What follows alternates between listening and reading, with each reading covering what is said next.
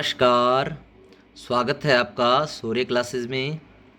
आज हम राष्ट्रीय जीवन की अर्थव्यवस्था में अगले टॉपिक की चर्चा करने जा रहे हैं, जिसका नाम है जल परिवहन। क्या नाम है? जल परिवहन। अब देखिए, जल परिवहन का अर्थ क्या होता है कि नदियों, झीलों, नहरों, समुद्रों या महासागरों के माध्यम से यात्रियों को एक स्थान से दूसरे स्थान पर ले जाने के लिए जिस परिवहन का इस्तेमाल किया जाता है, उस परिवहन को हम क्या कहते हैं? जल परिवहन। यानी जल के अंदर जो साधन चलते हैं उसे जल परिवहन के नाम से जाना जाता है। अब जल परिवहन के प्रकार की बात करें तो दो प्रकार के जल परिवहन होते हैं। एक होता है आंतरिक जल परिवहन और एक होता है समुद्री जल परिवहन। आंतरिक जल परिवहन में क्या होता है? देश की सीमा के अंदर अंदर, देश की सीमा के अंदर अंदर नदियों, झीलों या तालाबों या नहरों, इनके अंदर क्या किया जाता है? परिवहन किया जाता है। किसके माध्यम से? बोट के माध्यम से या पानी वाले जहाज़ के माध्यम से, जो है देश की सीमा के अंदर अंदर ही क्या करते हैं? परिवहन करते हैं। उदाहरण के तौर पर गंगा नदी के अंदर जो जहाज़ चलता है पानी वाला, ठीक है, बोट चलती है, छोटी बोट। फिर ब्रह्मपुत्र नदी में चलती है, गोदावरी नदी में चलती है, कावेरी नदी में चलती है, ठीक है। दूसरी नंबर बात करें समुद्री जल परिवहन की।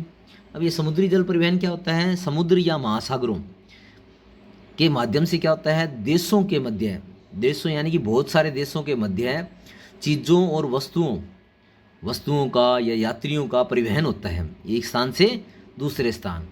उदाहरण के लिए भारत में जो पेट्रोलियम आता है वो किस रास्ते से आता है? समुद्री जल परिवहन के रास्ते से आता है। और भारत के अंदर जो लोह अयस्क आता है या भारत से लोह अयस्क जाता है, वो भी किसके माध्यम से जाता है?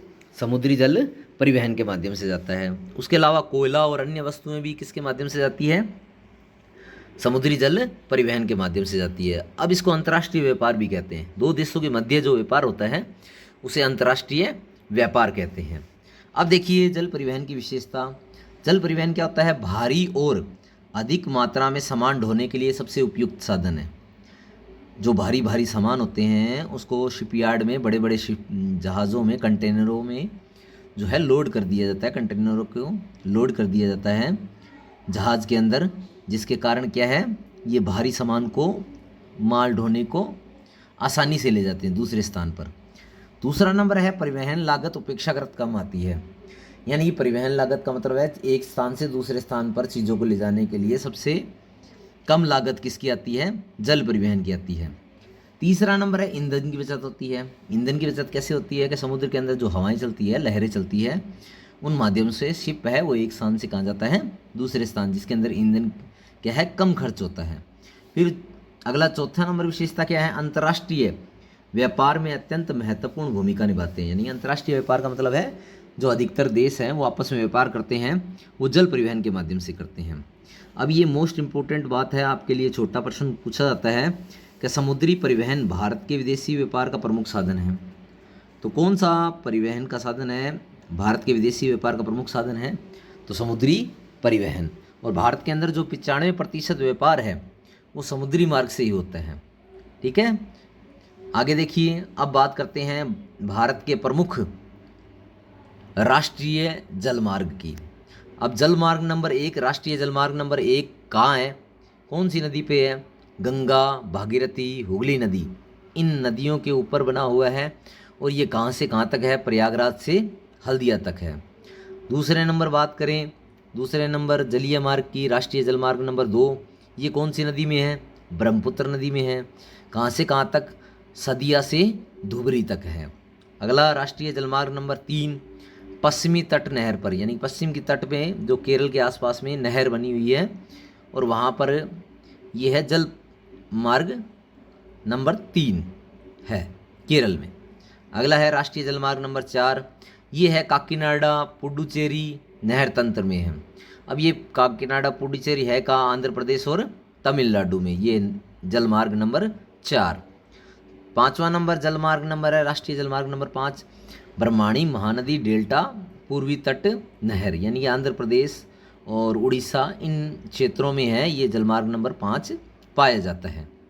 फिर जल परिवहन का महत्व देखें तो व्यापार और परिवहन को क्या देता है? बढ़ावा देता है जल परिवहन। फिर और उसके अलावा आर्थिक विकास और रोजगार के अवसरों को क्या करता है, बढ़ाता है। यानी कि शिप यार्ड वगैरह खड़े करने के लिए जो बंदरगाह वगैरह बनते हैं या सामान को लोड करने के लिए जो भी साधन वगैरह की आवश्यकता होती है, उससे ये रोजगार में क्या होती है, वृद्धि होती है। फिर ईंधन की भी क्या करता है, ये बचत करता है, जो क्या है पर्यावरण के लिए क्या है, अनुकूल है। फिर क्षेत्रीय और अंतर्राष्ट्रीय सहयोग को क्या करता है, मजबूत करता है, क्योंकि एक देश दूसरे देश के साथ व्यापार कर रहा है, किसके माध्यम से, जल परिवहन के माध्यम से। तो एक चीज़ और आप लोगों को ध्यान रखनी है कि सबसे सस्ता साधन है वो जल परिवहन। सबसे सस्ता साधन कौन सा है, जल परिवहन। तो उम्मीद करता हूँ आप लोगों को ये जल परिवहन का टॉपिक है वो समझ में आएगा। अभी ये जल परिवहन का टॉपिक कुछ रहता है जिसके अंदर हम भारत के समुद्री पतन की बात करेंगे, और उसके लिए हमारा भाग 2 वो है नेक्स्ट वीडियो में आएगा। तो उम्मीद करता हूँ आप लोगों को मेरी यह वीडियो पसंद आई होगी। अगर मेरी वीडियो पसंद आई तो मेरी वीडियो को लाइक करें और ज़्यादा से ज़्यादा शेयर करें और मेरे चैनल को सब्सक्राइब करें। बहुत बहुत धन्यवाद।